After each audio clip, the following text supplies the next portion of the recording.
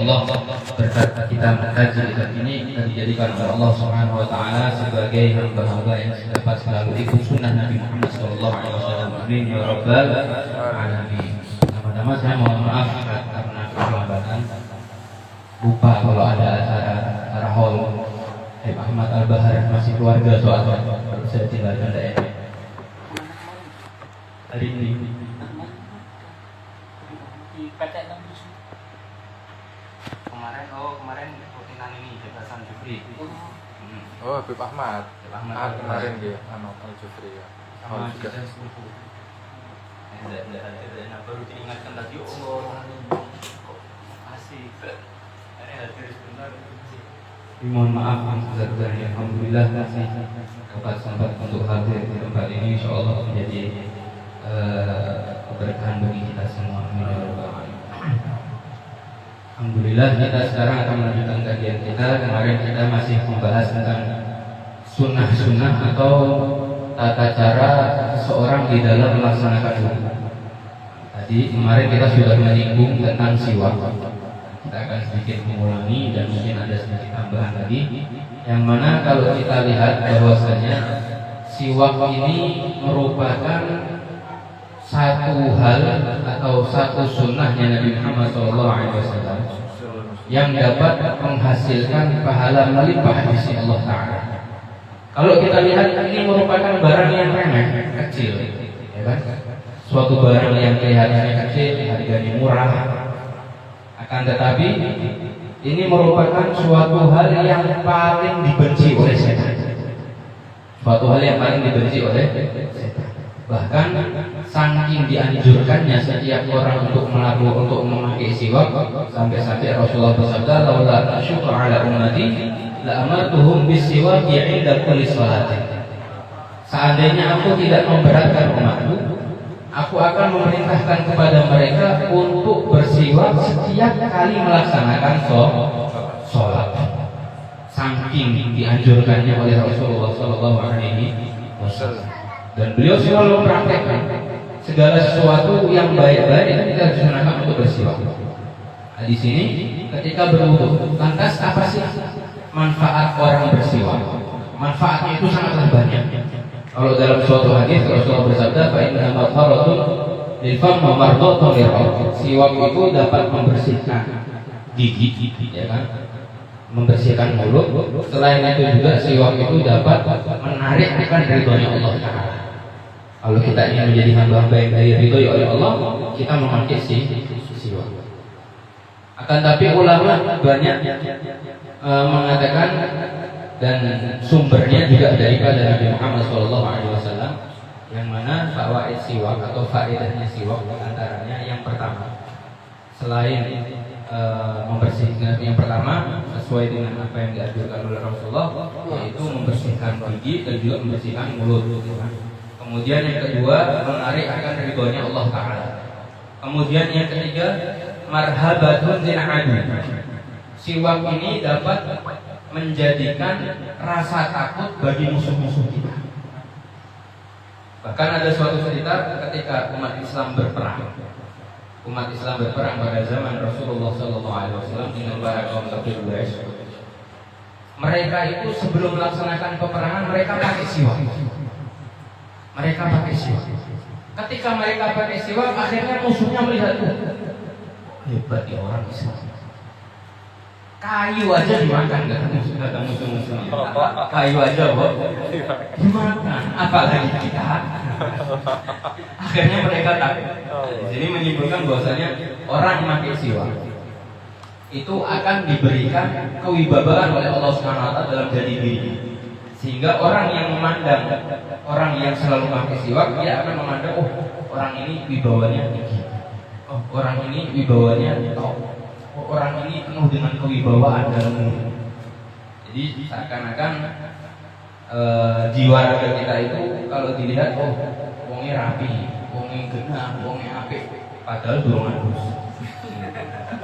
Itu karena apa? Karena sebabnya apa? Sebabnya karena orang tersebut selalu memakai siwak, akan diberikan kewibawaan oleh Allah SWT. Kemudian yang keempat, muskhatun li syaitan. Orang kalau pakai siwak itu akan dibenci oleh setan. Karena itu hati-hati orang yang sering pakai siwak, maka barangnya itu akan sering hilang. Maksudnya barangnya bukan barang yang lain, siwaknya.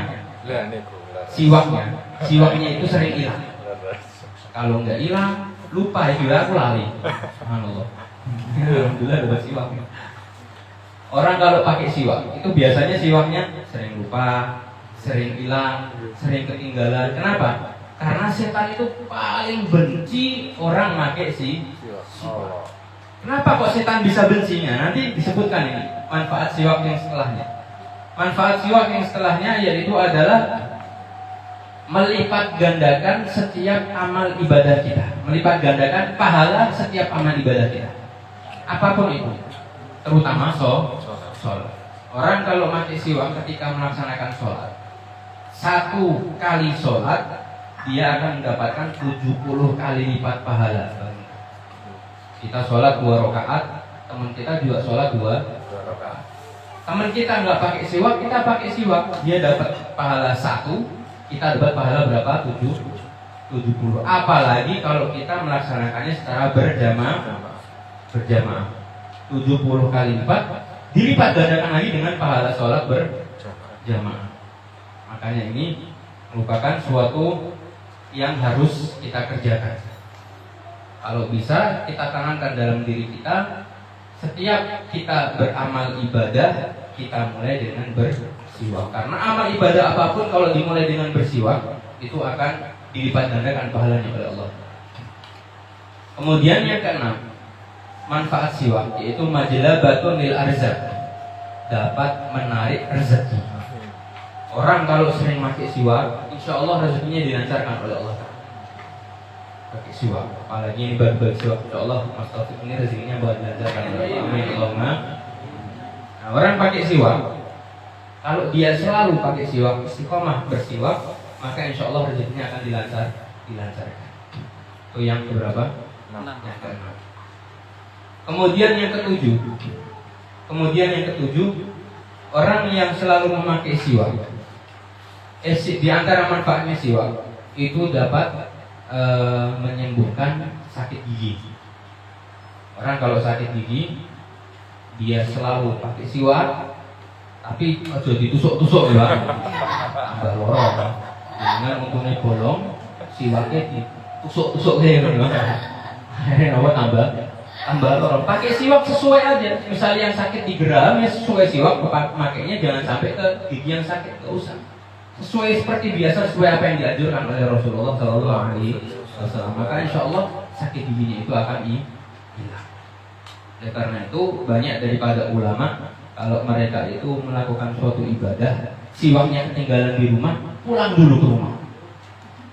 Misalkan ada orang ulama sholat di masjid, walaupun dia jadi imam misalkan, ketika sudah mau sholat, sudah mau jadi imam, siwaknya ketinggalan, disuruh nunggu jamaahnya, pulang dulu ngambil siwak baru balik lagi. Kenapa? Karena tahu saking besarnya pahala orang yang memakai siwak. Oleh karena itu di sini di bab wudu, di antara sunahnya kita dianjurkan memakai siwak. Kemudian faedah yang selanjutnya, orang yang selalu memakai siwak itu dapat menambah kepercayaan diri. Jadi misalkan ada seseorang yang biasanya tampil dalam artian bukan hanya mengajar saja, dia mengajar atau berceramah, atau biasanya dia punya pekerjaan sebagai moderator atau apa yang biasanya menyampaikan, yang biasa ngisi seminar dan lain sebagainya. Nah ini kalau dia itu pengen lancar di dalam berbicara, lancar di dalam berucap, lancar dalam menyampaikan, atau tidak menambah kepercayaan dirinya dia sehingga dia nggak takut, nggak gugup dan lain sebagainya, maka di antara amalan yang dianjurkan sebelum dia berbicara, dianjurkan untuk memakai siwak. Kemudian faedah yang selanjutnya, manfaat yang selanjutnya yang keberapa? Kesembilan ya. Faedah yang kesembilan yaitu siwak itu dapat menambah kecerdasan setiap orang. Orang kalau misalkan pengen hafalannya kuat, pengen pemahamannya gampang, pengen dimudahkan segala pemahamannya dia, maka sebelum dia belajar, sebelum dia menghafal, dianjurkan untuk memakai siwak. Kemudian yang kelima, faedahnya siwak itu dapat menjaga seseorang daripada godaan setan. Makanya setan itu paling benci orang pakai siwak. Dengan kalau pengen aman dari godaan setan, siwak dibawa terus. Dibawa, tapi jangan dibawa toh, tapi dipakai. Itu diantara manfaat-manfaat siwak. 10 manfaat siwak. Dan sebenarnya masih banyak lagi. Nanti insya Allah nanti tak merojaah dulu. Saya belum merojaah tadi. Insya Allah tak merojaah dulu. Insya Allah kedepannya tak kaji lagi tentang manfaat yang lain. Yang saya hafal baru 10. Kemudian bagaimana sih tata cara orang memakai siwak? Terkadang saya pernah melihat orang memakai siwak langsung dipakai begitu saja, akhirnya gusinya berdarah. Cara memakai siwak itu sebenarnya simpel. Dibuka dulu, kita buka coba. Nah, ada yang sudah dibuka. Dibuka seperti ini yang siwak. Nah, nanti atasnya itu dikikis. Pakai apa? Pakai pisau atau pakai gunting, ya. Kalau pengen mempermudah di dalam mengkikisnya, dengan rendam pakai air hangat. Direndam pakai air hangat. Kalau pengen mudah dalam. Tapi kalau sudah terbiasa ya gampang. Kadang ada kalau orang sudah terbiasa pakai siwak, itu dia ngupasnya pakai giginya. Gigi sudah selesai kupas. Nah, setelah dikupas nanti akan jadi seperti ini. Ada bulu-bulunya seperti ini. Nah, ini yang dipakai untuk bersiwak. Jadi jangan langsung dipakai. Kalau langsung dipakai nanti pusingin jenengan bertahan Bu. Sakit. Karena ini kayu ya kan. Kayu. Dikikis, setelah itu nanti keluar seperti bulu-bulu seperti ini, kemudian digigit-gigit sampai lunak. Jadi jangan langsung dipakai juga, digigit-gigit sampai lunak. Setelah lunak baru dipakai. Kemudian tata cara memakai siwak. Tata cara memakai siwak itu dimulai dari yang kanan, karena sesuatu yang baik itu dimulai dari yang kanan. Tata cara memakai dimulai dari yang kanan dan menggosoknya itu sesuai angka 8. Jadi seperti itu. Angka 8. Kanan, bawah, atas. Pokoknya sesuai seperti angka 8 lah, dimulai dari kanan. Itu anjurannya seperti itu. Sedangkan memegangnya seperti ini. Jari kelingking sama jari jempol di bawah, 3 jari yang lain di atas. Tapi kalau jenengan nggak bisa ya bebas mau gini mau gimana, yang penting pakai. Cuman ini yang tata cara yang memang diajarkan oleh Rasulullah SAW. Kemudian jangan lupa dicuci Pak. Tidur sampai apa ini? Yang aslinya menghilangkan penyakit malah nambah. Dicuci. Bahkan anjuran para guru-guru saya, dianjurkan siwak itu dicuci sehari 2 kali. Sehari 2 kali. Nggak usah pakai sabun, dicuci aja di air. Atau misalkan jenengan habis wudu, pakai siwak sebelum wudu setelah wudu dicuci gitu aja, kan nggak susah, nggak repot cucinya.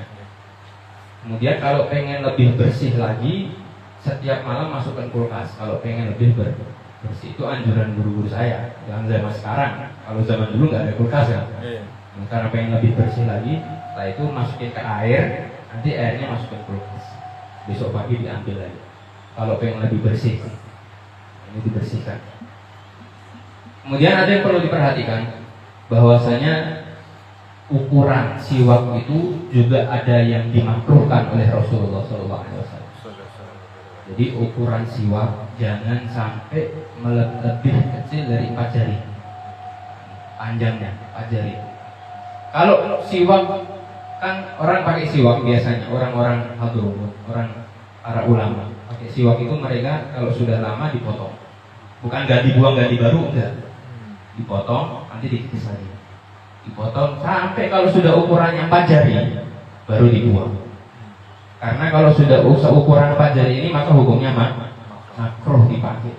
Kalau sudah 4 jari. Dan itu memang dianjurkan oleh Rasulullah, tidak boleh lebih kecil dari ukuran 4 jari dengan jarinya masing-masing. Jarinya masing-masing. 4 jari seperti ini. Kalau sudah segini sudah dibuang. Tapi kalau belum segini ya pakai aja. Kalau misalkan ini sudah rusak, atau sudah kotor, sudah lama, potong. Nanti dikikis lagi seperti baru lagi. Sudah lama, potong lagi seperti baru. Kalau sudah 4 jari dibuang, beli baru. Nah, seperti itu. Ini tata cara di dalam memakai siwak. Oleh karena itu, siwak ini merupakan barang yang kecil, tapi manfaatnya sangat besar. Kemudian disebutkan sebenarnya siwak itu ada beberapa tahapan. Beberapa tahapan ini belum dalam artian ada afdoliyah, keutamaan dalam alatnya. Tadi kan manfaatnya, ini alatnya. Jadi siwak paling afdol itu memakai kayu arok. Nah, ini kayu arok nih namanya. Pohon arok ini hanya ada di negara-negara Arab. Saya pernah lihat pohonnya kecil segini Bang. Kayak apa ya? Kayak tanaman-tanaman depan rumah itu apa namanya? Itu pohonnya seperti itu. Nah, ini dahan-dahannya ini yang siwak. Jadi ini pohonnya kecil, kemudian ada ranting-rantingnya itu, ranting-ranting yang biasa tumbuh apa? Tumbuh daun-daun gitu. Nah, itu siwaknya nanti dipotong. Itu namanya pohon arok. Nah, ini kayunya namanya kayu arok. Nah, ini yang paling afdol. Akan tetapi seandainya kita tidak memiliki kayu arok, ini ada solusi. Misalkan kita sudah istiqomah pakai siwak ini, kok ternyata siwak kita ketinggalan di rumah. Apakah kita harus pulang ke rumah? Ya kalau jenengan bisa pulang ke rumah lebih afdol. Tapi kalau nggak bisa, cari syai'un khosid, sesuatu yang kasar, apapun itu. Misal jenengan siwak ketinggalan di rumah, tapi ada sikat gigi misalnya. Sikat gigi dikantongin, misal jenengan habis dari mana ada bawa sikat gigi, pakai sudah nggak apa-apa. Tapi diniatkan siwak. Nggak ada sikat gigi misalnya, boleh memakai kain, misalkan ujung kain, tarik yang kasar, biasanya pas di lipatan jahitan ini kan kasar, pakai seperti ini, misalkan seperti ini, nggak usah sampai dalam-dalam, nanti basah semua, dipakai, tapi dengan niatan siwak, maka kita tetap mendapatkan fadilah. Bersiwak hanya saja berkurang fadilahnya, paham? Berkurang dalam segi pahala mungkin juga berkurang karena siwak yang paling afdol menggunakan kayu arok. Ini namanya kayu arok. Sekarang masya Allah, karena tambah canggihnya zaman, sekarang banyak siwak yang keluar ada rasa-rasanya, Pak. Masya Allah. Di Saudi itu ada rasa jeruk, ada rasa lemon. Subhanallah, saking canggihnya zaman sekarang dikasih rasa. Gak apa-apa, gak masalah. Yang penting kita memakai siwak. Itulah diantara penjelasan tentang siwak. Akan tetapi ada satu hal yang harus kita ketahui, memakai siwak itu wajib berniat. Nah, ini harus kita tahu. Jangan kalau pakai siwak cuma gosok tidak dapat pahala. Tapi wajib berniat. Apa niatnya? Niatnya simpel. Nawaitul istiaq lillahi ta'ala. Jangan nggak bisa bahasa Arab. Saya niat bersiwak lillahi ta'ala, sudah. Dalam hati saja. Sambil pakai, sambil niat. Saya niat bersiwak lillahi ta'ala. Sudah gitu aja. Kalau jenengan pakai siwak tanpa niat, maka tidak sah bersiwaknya dan tidak mendapatkan pahala. Oleh karena itu, kita usahakan setiap ibadah, apapun ibadahnya, baca Al-Quran, ngaji, zikir, i'tikaf, hadir majelis, ke masjid, berangkat ke masjid, pulang ke masjid, sholat, berwudu, sahur dan lain sebagainya, kita usahakan untuk memulainya dengan menggunakan siwak. Bahkan sebagian ulama ada yang sebelum berwudu plus setelah wudu. Jadi sebelum wudu pakai siwak, plus setelah berwudu. Ada lagi yang sebelum wudu pakai siwak, pertengahan wudu bersiwak, setelah wudu pakai siwak. Sebelum tidur juga kita dianjurkan bersiwak, bangun tidur bersiwak. Oleh karena itu kita lihat, kalau kita perhatikan para ulama, para kiai itu pasti di kantongnya ngantongi siwak, nggak mungkin nggak ngantongi siwak. Ada yang di sini, ya ada yang di saku belakang, macam-macam dikantongi itu siwak. Rata-rata hampir seluruh ulama pasti dia itu selalu mengantongi siwak. Karena itu kita jadikan, prioritaskan siwak ini dalam kehidupan kita. Bahkan Habibullah Syatiri dalam sebuah syairnya, tastahsinu tumbaka fifika wa tastahi bi an tastamila miswak. Beliau menyindir orang-orang zaman sekarang. Tastahsinu tumbaka fifika. Kamu lebih membanggakan diri kamu ketika kamu membawa tumbak di kantongmu. Apa itu tumbak? Tumbak itu tembakau. Tembakau itu apa? Rokok. Orang-orang zaman sekarang, kata beliau, lebih bangga bawa rokok. Rokok rak tahu ketinggalan. Ketinggalan bingung, rokok putih. Boleh rokok, jaluk rokok, ya kan? Beli rokok, subhanallah. Orang kalau sudah terbiasa merokok, biasanya dia nggak bawa rokok niku bingung. Meneh bermangan. Bermangan paling enak apa? Rokok. Saya nggak merokok, kata orang-orang ya. Kata orang-orang paling enak bermangan apa? Rokok. Orang zaman sekarang, kata Habibullah Syatiri, mereka lebih berbangga diri dengan rokoknya, dan mereka itu selalu risih atau selalu gelisah ketika dia ketinggalan membawa rokok. Tastahi bi atas tahmilan miswaka. Akan tetapi kamu kenapa kok malah malu di dalam memakai siwak? Kenapa kok siwak ini nggak kita perlakukan sebagaimana rokok? Kalau kita memperlakukan siwak ini sebagai rokok, maka alangkah besar pahala yang kita dapatkan. Setiap kita lupa siwak, gelisah. Siwak mana? Wah, saya lupa siwak. Wah, ada toko, tak beli siwak dulu. Kalau kita enggak, rokok dulu. Puyon toko Madura sak tuku rokok rakyatan siji. Lumayan, 2.000. Ini siwak paling harganya 5.000, 10.000.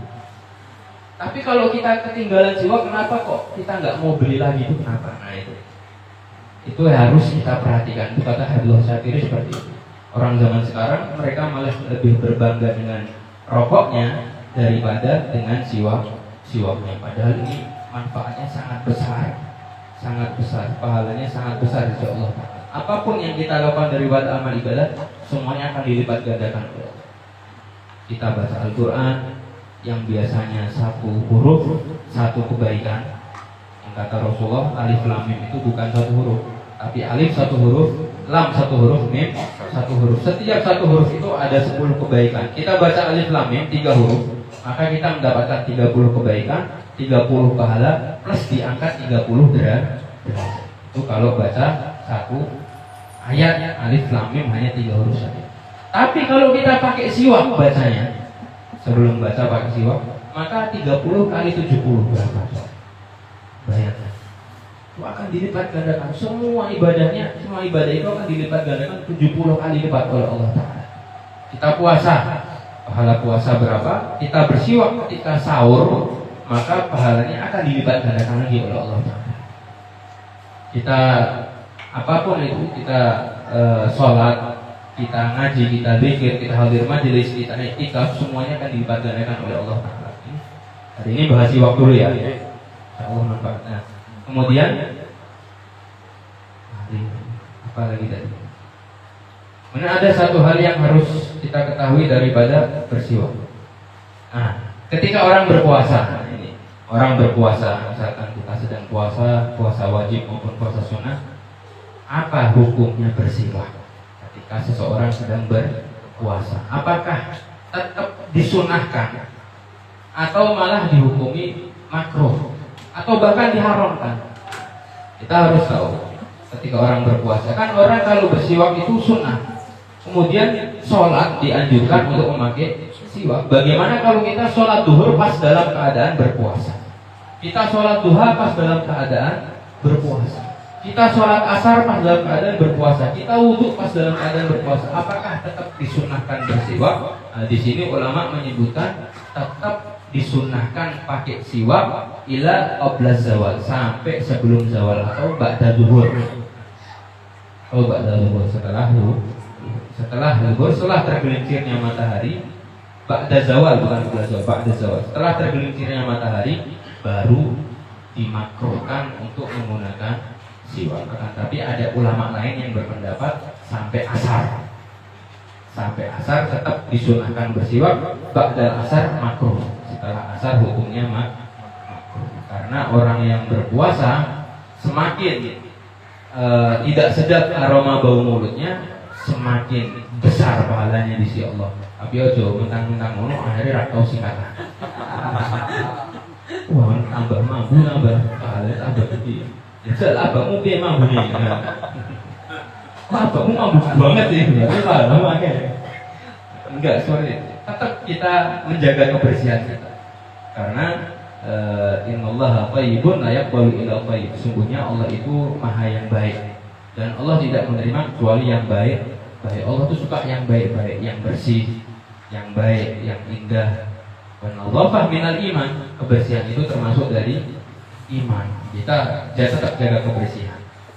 Hanya saja maksudnya kita dimakruhkan untuk bersiwak setelah